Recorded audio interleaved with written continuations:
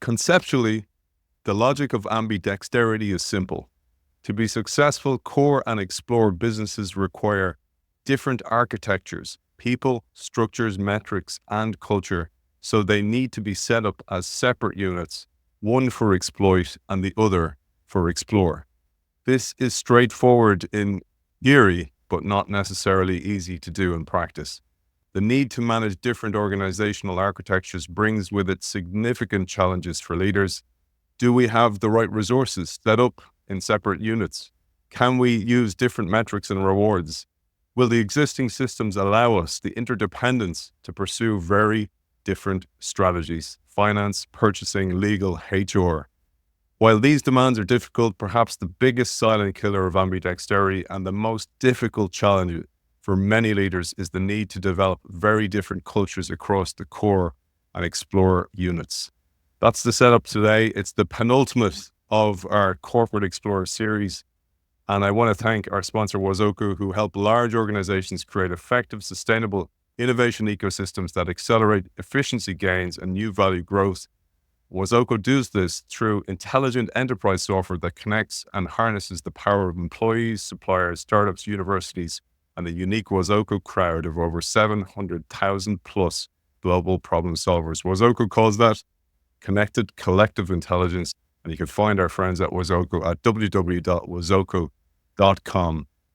It is a great pleasure to welcome the spawners of this book, the two faces of Janus. One is Charles O'Reilly III. The other is Mike Tushman. Welcome back, my friends. Aidan, so great to be with you, and so great to be with all your corporate explorers. I am so honored to be part of this. Let me get us going, and then we'll go to Charles. This notion of core and explore, building structural ambidexterity, is at the heart of our both research and our consulting over the past maybe 25 years. I think it's easy to say, everybody, and you all know as corporate explorers, it's hard to do. Much of our more recent work has been focused on linking purpose, passion, ambidexterity, social movement. As you have seen with the various other members of this Corporate Explorer Fieldbook team, at the end of the day, it is around organizational renewal. And over the course of this series, you've seen Intel, Santa's, AGC, Unica. At the end of the day, it is both organizational renewal and personal renewal. And your ability to step into this role of a corporate explorer, that's one. And two, shape your boss and perhaps your boss's boss. I just get off the phone today with a client, and part of the issue is this corporate explorer has to change her point of view on dialogue with her colleagues in the social movement and manage her boss. And so partly what hopefully you've gotten from this series is the importance of ambidexterity, organizational renewal. At the end of the day, it's linked to personal renewal and obviously organizational culture. Thank you, Michael. And let me add my thanks to all of you who are corporate explorers. Mike and I, over the years, have understood in great detail. It's easy and fun to study this. It's often very difficult to do. So we have great admiration for those of you who are attempting to change organizations from within. So let's talk a little bit about culture as a silent killer of exploration. If you think about culture as values, you can't manage them. And many executives think about culture in terms of values. But our perspective is if you're going to manage culture, you've got to take values and drive them into a set of behaviors. And once you think about culture as the pattern of behavior that's reinforced within an organization, then you can actually manage it. So if you think about the culture required for a big exploit organization, a mature organization, organizations that making money, that culture, that pattern of behavior is typically around efficiency, complying with procedures and processes, staying close to customers. There are a set of behaviors that make you successful in a big core business. If you think about the culture required in an explore business, a new business, it's almost the opposite. It's a pattern of behavior that rewards initiative and failing and trying again and not being bound up by rules. So the two cultures are completely different. And the problem that many organizations face when they try to become ambidextrous is they set up the separate organizations. As Mike said, that's pretty straightforward. You can even set up separate metrics. You can set up separate incentive systems. But at the end of the day, the cultures are different. And the problem is that the culture of a big exploit or core business can smother the culture needed in an explore unit. And so part of the trick of transforming an organization, I think, is to be sensitive to these cultural differences and the ability to transform the organization. So as we have worked over the years with a variety of companies around the world, it's become clear to us that there really are a set of levers, if you will, that successful managers, leaders use to change cultures. And let me just use Microsoft as an example. For those of you who have followed Microsoft in the last 10 years, Satya Nadella has done a remarkable transformation in both Microsoft in terms of its strategy, going from Office and Windows to mobility and cloud, and now making yet another pivot into AI. And part of that transformation was structural and strategic, but a huge part of it was actually culture. And the way he changed the culture, if you step back and you look at how they transformed it, it becomes pretty clear that he did 5 things, what we talk about as the LEASH model. Each of these levers is really predicated on a psychology that says that to change the culture or the pattern of behavior, what you need to do is get very consistent signals to people saying, this is the way we need you to behave. Under the old system, you behave this way. Under the new system, this is the behavior we need. And so the psychology is really a psychology of getting very clear signals to people about what the behaviors are that you need. And there are these 5 levers. The first are the senior team. Think of the senior team as a signal generator. People in the organization watch the senior team. They want to know what's important, what the senior team really thinks is important. Their careers, their promotion, their compensation is often based on their ability to understand and behave in the way that the senior team wants. So the senior team signaling is the first lever, the L in LEASH. Then you have to get people involved. That's employee engagement, the E for the second letter. And the reason that's important is because when people are involved in a change, in a culture change, and a change of patterns of behavior, they feel some psychological ownership. So the degree to which people are surveyed in town halls and pulse checks and focus groups, the degree to which people can actually believe the senior leaders are listening to them, that helps drive the change. The third lever is the A, and that's aligned rewards. And not money really, but status and recognition and approval. Who's seen as a great person, who's seen as an outlier. The fourth lever is the S, and that's symbols and stories and language that often are associated with a new way of doing things. And the last letter is H, and that's aligning the HR system, how we recruit people, how we onboard people, how we train people, how we reward people and promote people. When all those levers are lined up together, they're all sending the same signals. These are the behaviors we need. It is very difficult for people not to comply. Let's use Microsoft as a quick example. In 2013, Steve Ballmer, the then CEO of Microsoft, announced that he was going to step down, and they began a search for the new CEO. The culture at the time at Microsoft was a very political, individualistic, hierarchical culture. It reflected both Bill Gates and Steve Ballmer in the way they ran the organization. You had to know the right answer. If your boss asked you a question and you didn't know the answer, you were in trouble. So 2013, Ballmer announces he's going to step down. There was a business journalist for Business Week, big American business magazine, who wrote an article in January of 2014 saying why anybody would be a fool to be the CEO of Microsoft. And the reason was because of this culture and the history of Microsoft. Microsoft was under existential threat.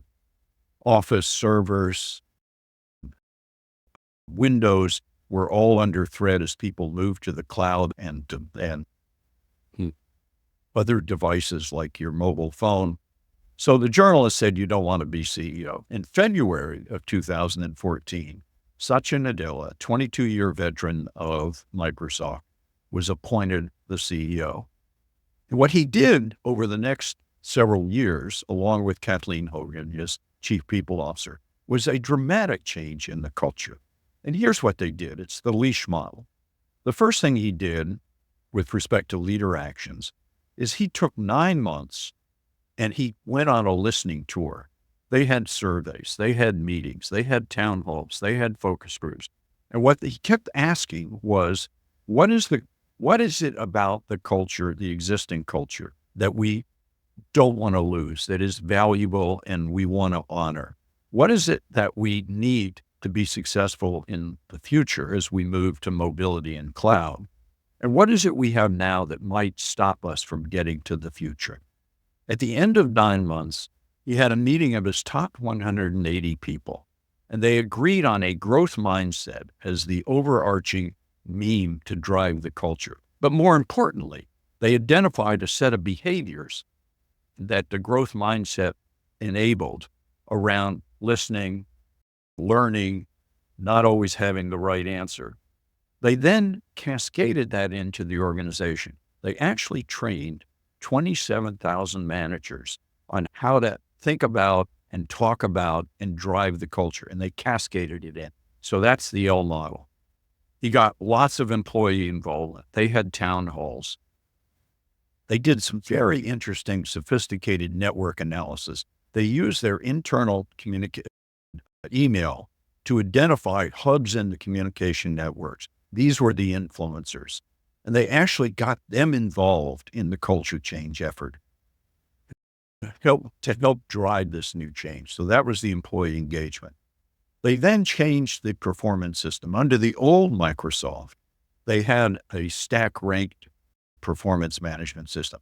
This is a management system that many of you know, where every year you've got to identify the bottom 10%. They either are eliminated or put on performance improvement plans. That led to huge amounts of politics and silo thinking and aggression among the managers. They did that away, and they put in a much more collaborative performance management system. They began to reward growth mindset. They changed the metrics that they were evaluating people on from individualistic to more group. So that was the aligned rewards.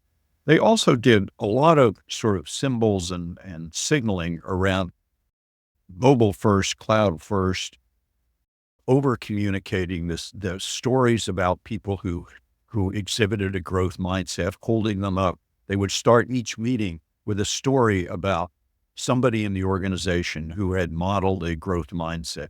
So there was this constant repetition of, this is what the growth mindset looks like.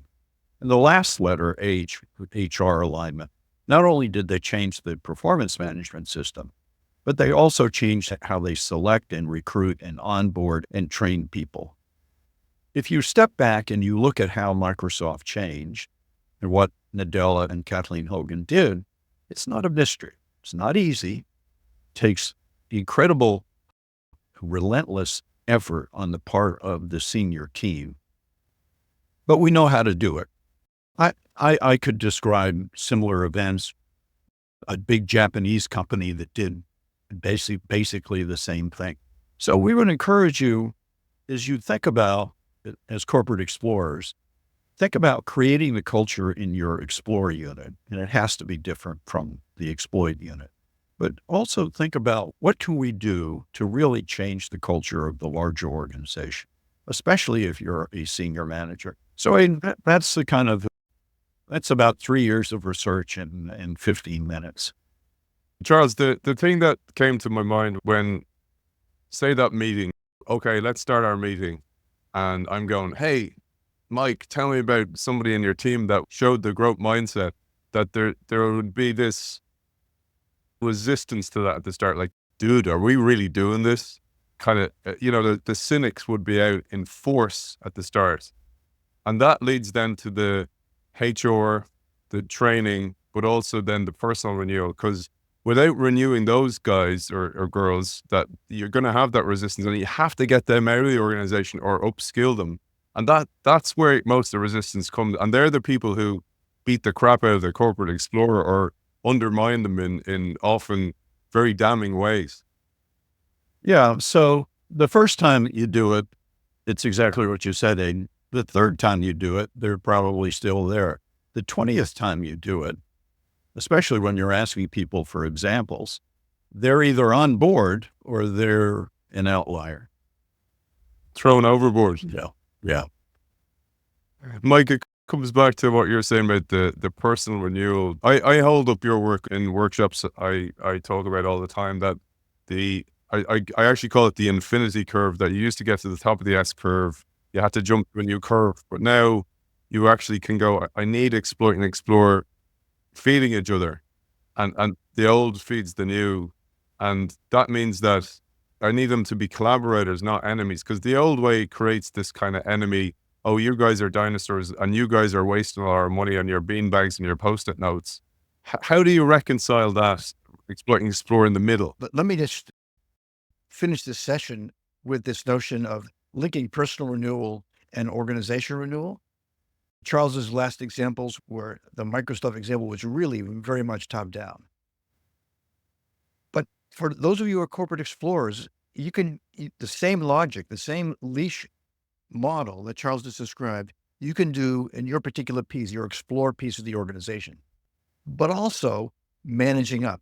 This notion in one of the chapters of the handbook is creating social movements. As you do your work in your explore unit and you make links to the exploit unit, partly it is done through appealing to purpose, like why do we exist? Why do we have these inconsistent architectures? It's partly for this overarching sense of who Microsoft is and what they do. So it's partly you're managing up your boss or your boss's boss, helping them see the importance of both and, not either or. Partly this notion of purpose and structural ambidexterity. And partly it's the role of the corporate explorers, to me, the unsung heroes of incumbent firms reinventing themselves, is your ability to manage down, your ability to manage your peers, and importantly, your ability to manage up, to help your more senior colleagues get this paradoxical both and point of view. So corporate explorers, wow, you're the best. As Charles observed, it's easy to understand. It's hard to do. Keep up your great work. Awesome. It's always a pleasure, gents, to have you on the show. It's lovely to have you to close it. You opened it, you'll close it. And I want to remind you as well, I did a brilliant session with Charles and Mike on all their books in the past. Some of my favorite books as well. Really highly recommend them. I'll link to those in the show notes. But for now, the two faces of Janice, Charles O'Reilly III, Mike Tushman, thank you for joining us. Thank you. Thank you, Ed.